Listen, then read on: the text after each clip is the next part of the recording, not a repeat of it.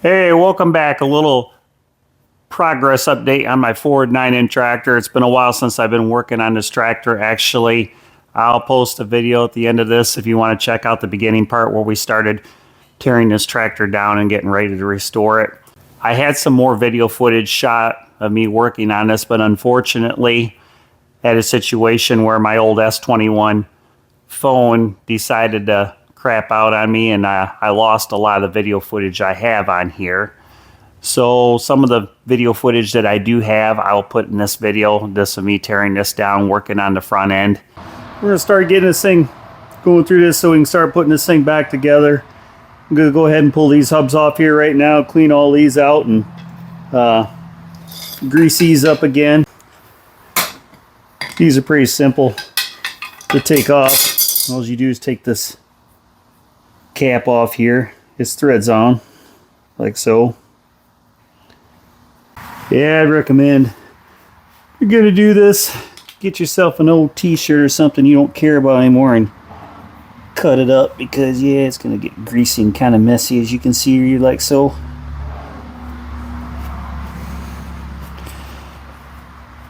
This ain't complicated to do on this. You know, it's kind of like greasing your trailer bearings in a way. At least I think so. Pull your cotter key out. Gee, that thing wasn't even locked down that great, was it? Kind of sticky there. And of course I went to go pick up the rag there to wipe my hands off, and it's full of grease, so that wasn't very bright. I'll make a note on that. Have a separate rag to wipe your hands on, because that didn't work out very good. Now all I'm doing on this is I'm just going to clean the bearings like so, re-grease them. I didn't have any grease issues with grease shooting out of the back of the hub here. That was in really good shape. There we go. See, just like a trailer hub or your spindle on your car, it's the same principle. And you got your grease seal here and your bearing, so we're just going to wipe this all out here and put some fresh grease in there, just so I know it's got some grease. Well, correction, that seal is not in the best shape, even though it didn't leak or anything. But man, she's pretty, yeah, she's got some cracks in it. Well, looks like we're going to be replacing some seals on it. That's the thing, work on these old tractors here. Sometimes you think you can, it's like that. Sometimes you think you don't need to do something, and you end up getting into something else, eh? Whew, boy, that grease is really old and nasty in there. So yeah, it's for the best. I guess we're doing it this way. Wipe all that crap off there. Boy, that is this old grease and black. Jeez. And see how dirty that is in there, all that grease. That's why we're doing this. So much for taking a shortcut in that aspect. Yeah, we got that hub off, so we'll go ahead and get this side off here too. Black can start soaking.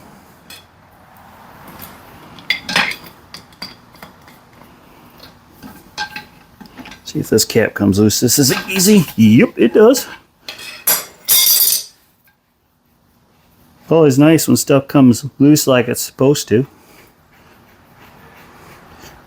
Now, I think what I might do is, when I got these hubs off, you know, they're kind of, the cast on them's really gritty, and to do a really good job, probably ought to take and sandblast these before we paint them and put them on. That's what I'm going to do.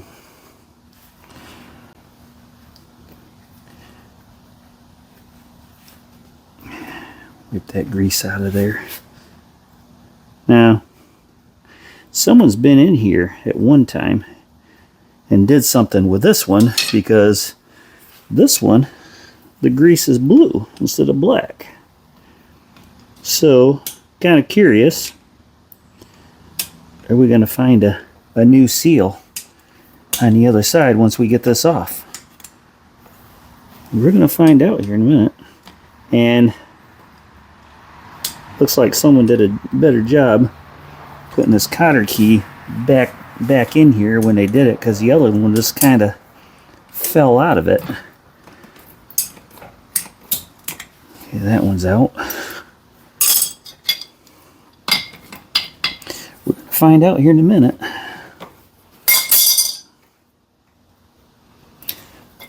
I'm going to be careful on these castle nuts, I'm here to tell you, because sometimes you can cut yourself on those. I've done that before. And as many times I've dealt with these things in my life, you think I'd learn my lesson on them and wear gloves sometimes? Nope. It's not fun, I guess, huh? Unless you can hurt yourself sometimes.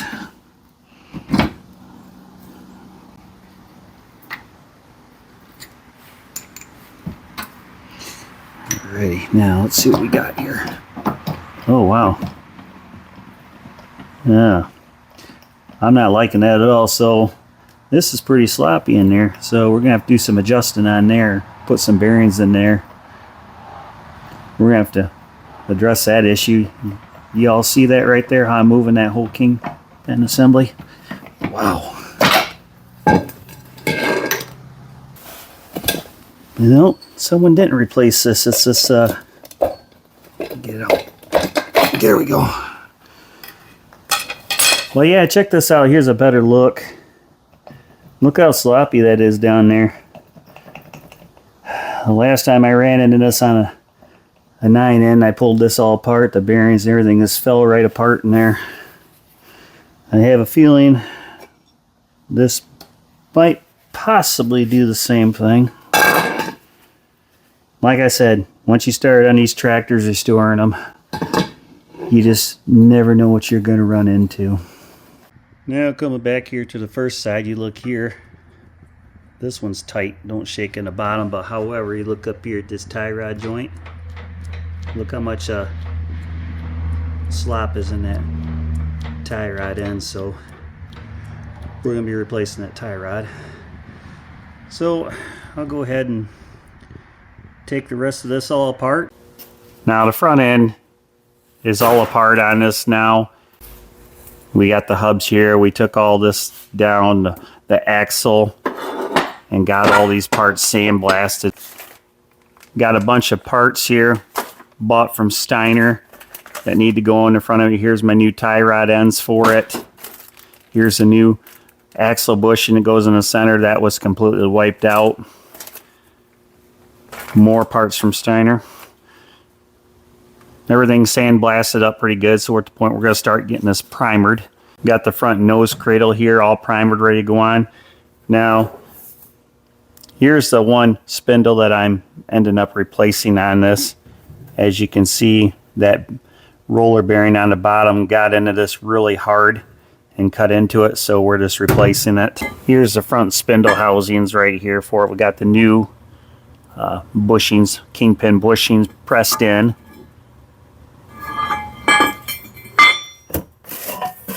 And here's the other spindle that was good. Here's the new spindle that we got to replace the one that was bad. Got this also from Steiner. Now what I have to do is, when you put these spindle bushings in, you have to hone these to size to fit these spindles. So I'll take these to a friend's machine shop I got, and he'll hone these to size, and we can put this back together. As you can see, the tractor, she's just been sitting here collecting dust. We've been cleaning and degreasing on it. We got the motor on this all cleaned up. This is just a fresh coat of primer on here, that just to stop any flash rusting from the degreasing. Once this is all done, then I'll get some real heavy primer, and we'll paint this whole tractor with primer before we start putting the color on it. We still got a lot of derusting and degreasing to do on it, and redo the brakes on it. Now, as for what primer I've been using on this, I've been using this Exo Rust Easy Care. This is an oil-based primer. I've been painting with this stuff now for probably 5 years, and I've had really good luck with this paint.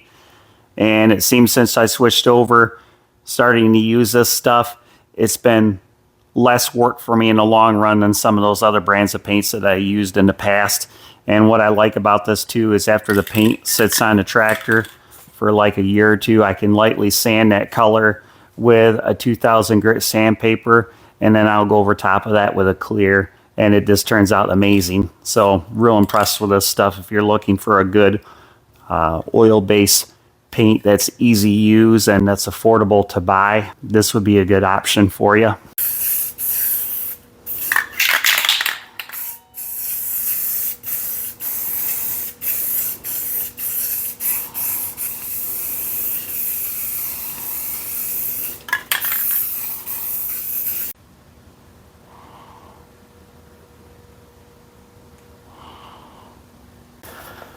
Well, this is where this Ford 9N is sitting right now in this state.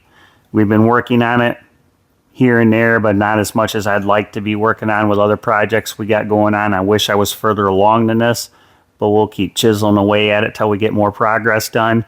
Get this front end put back together with all those new parts. That will be a huge step on this, and then we can get into the back end and start doing the brakes on it and replacing the seals, and work toward more getting this chassis and everything more ready and primered, and start going with that point before we can start getting color on it. Now we still got other projects on the channel we'll work on, and we got that 1962 Simplicity Wonder Boy 600. We're going to start taking the parts down and getting all those parts sandblasted and prepped so we can get on with that project as well.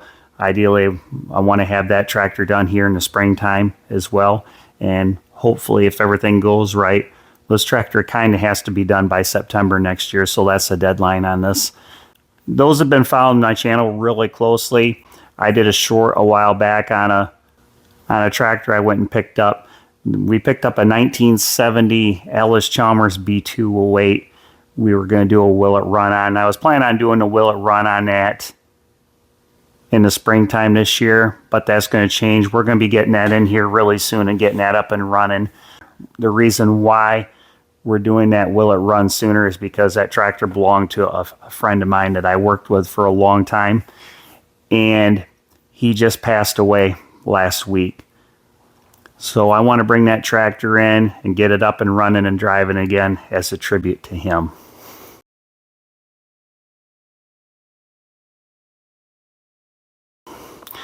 There's another project I want to do here. This is because this is an idea that I've seen, and I'm going to try to copy it the best I can. You ever seen those lawnmower lifts that are like on a jack that you jack up and you can lift them up like so? Well, here's an idea I got that we're going to be doing this. Right here, we got this old Fleet. This is an old bumper jack for a car. So my thought behind this is I'm going to take and build a frame to go on the front of this. So would you like to learn how to build a really cheap and affordable lawnmower lift? You might want to hit that subscribe button so you'll get the notification when I do that project. Take care, everyone.